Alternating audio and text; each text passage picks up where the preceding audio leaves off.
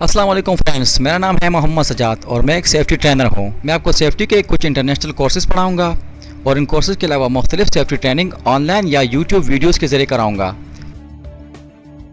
Safety international का एक बहुत ही मशहूर और करामत कोर्स निबोश है, जिसका इंटरनेशनल जनरल सर्टिफिकेट आज हम पढ़ेंगे। तो stay tune to our YouTube channel और हमारे चैनल को सब्सक्राइब भी ज़रूर करें ताकि तमाम वीडियोज़ आप तक आसानी से पहुँच सके।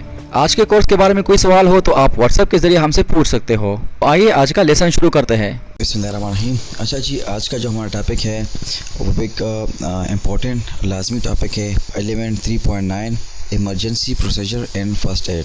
सबसे पहले अभी तक जो हम पढ़ रहे थे, अभी तक हमने रिस्क कंट्रोल और रिस्क आइडेंटिफिकेशन पे इसको कंट्रोल करना, फिर एक सेफ सिस्टम ऑफ वर्क बनाना, चेंजेस को मिटिगेट करना, सेफ सिस्टम ऑफ वर्क बनाना, परमिट टू वर्क इशू करना, यहाँ तक तो हम रिस्क और हैज़र्ड्स को कंट्रोल करने की बात कर रहे थे। अब खुदा ना खास्ता कोई हादसा हो जाए, कोई इमरजेंसी पेश आ जाए, तो उसके बाद हमने क्या करना है, आज के टॉपिक में हम ये पढ़ेंगे, emergency procedure and first aid.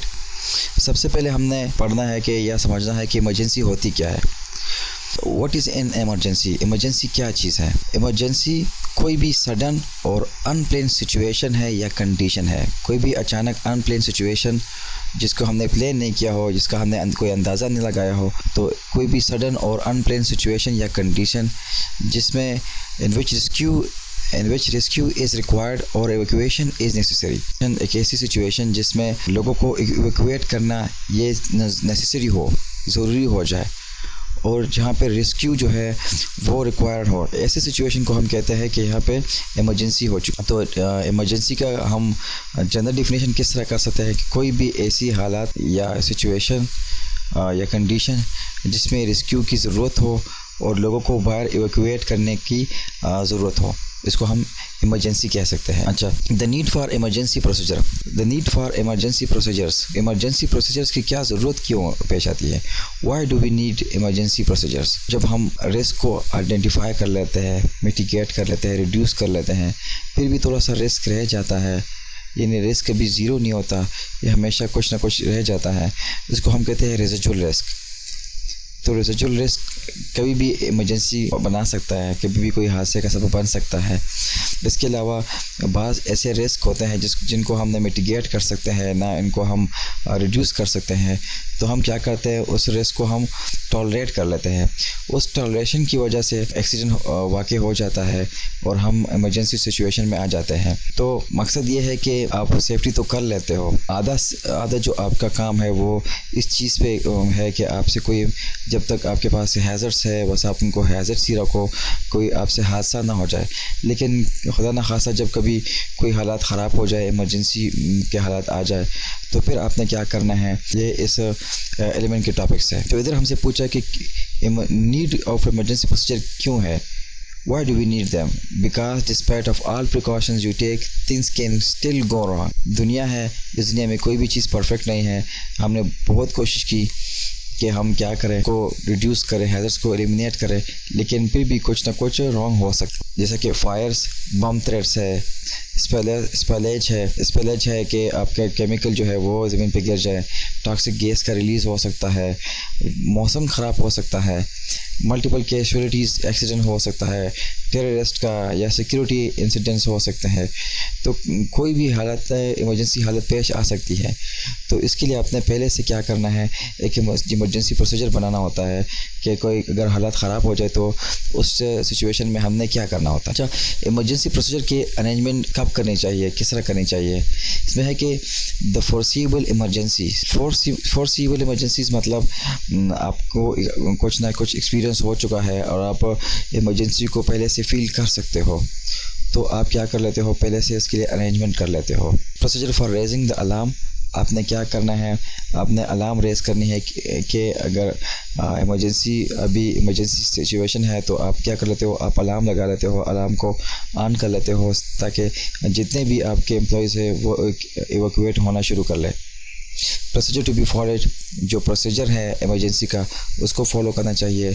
Suitable emergency equipments, ऐसे बहुत से इक्विपमेंट्स है जो कि हम इमरजेंसी में यूज़ करते हैं, वो हमारे पास होने चाहिए। रिस्पॉन्सिबल स्टाफ होना चाहिए।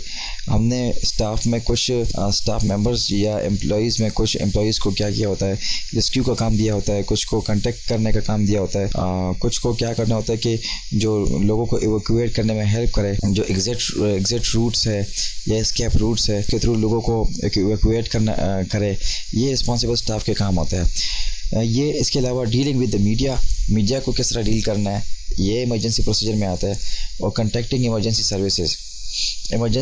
सर्विसेज जैसे फायर ब्रिगेड वाले हैं, फायर फाइटर्स है, 1122 वाले हैं या एम्बुलेंस वाले हैं, उनको कांटेक्ट करना, ये सब पहले से हमने इनकी अरेंजमेंट की होती है। अच्छा, इमरजेंसी प्रोसीजर अरेंजमेंट्स में है कि the organisation needs to arrange, के इदारे जो है ऑर्गेनाइजेशन है उनको कुछ अरेंजमेंट करनी चाहिए। क्या क्या अरेंजमेंट करनी चाहिए इमरजेंसी के लिए? कम्युनिकेशन अरेंजमेंट, कम्युनिकेशन के इक्विपमेंट अरेंज, लैंडलाइन, मोबाइल वगैरह, ये अरेंजमेंट करनी चाहिए। कॉन्टैक्ट नंबर, जो एम्बुलेंस है, जो एक्सटर्नल रेस्क्यू टीमें हैं, फायर फाइटर्स है, फायर ब्रिगेड वाले, उनके कॉन्टैक्ट्स वगैरह हमारे पास होने चाहिए। रिस्पॉन्सिबल इंडिविजुअल, ऐसे इंडिविजुअल जिनको हमने पहले से ट्रेन किया होता है, उनसे हमने ड्रिल करवाया होता है इमरजेंसी और रेस्क्यू के कामों का।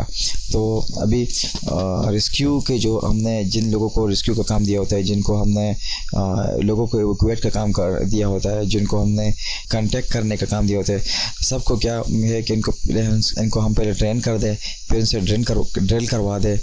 ड्रिल का मतलब इनसे एक रिहर्सल सा करवा दे, आम सिचुएशन में एक आर्टिफिशियल सिचुएशन बना लेते हैं इमरजेंसी का, और इनसे वो एक प्रैक्टिस सा करवा लेते हैं ताकि इमरजेंसी की हालत में इनको आसानी हो रेस्क्यू करने में। अच्छा जी, ये तो टॉपिक था हमारा इमरजेंसी प्रोसीजर। अच्छा, इसमें एक टॉपिक रहता है training and testing, additional training for nominated individuals. जो हमारे पास नॉमिनेटेड इंडिविजुअल्स है, जो रेस्क्यू वाले जो हमारे एम्प्लॉयज़ है, या जो स्पेशल ग्रुप हमने बनाया होता है इमरजेंसी सिचुएशन से डील करने के लिए, तो उनके रोल्स इमरजेंसी में क्या होंगे, और safe handling of any equipment, कि कुछ इक्विपमेंट को वो किस तरह से सेफ़ तरीके से हैंडल कर सकते हैं, इसका हम इनको ट्रेनिंग पहले से दे देंगे।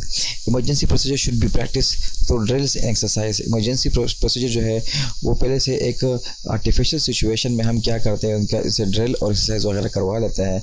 और जब खुदा न खास्ता कोई इमरजेंसी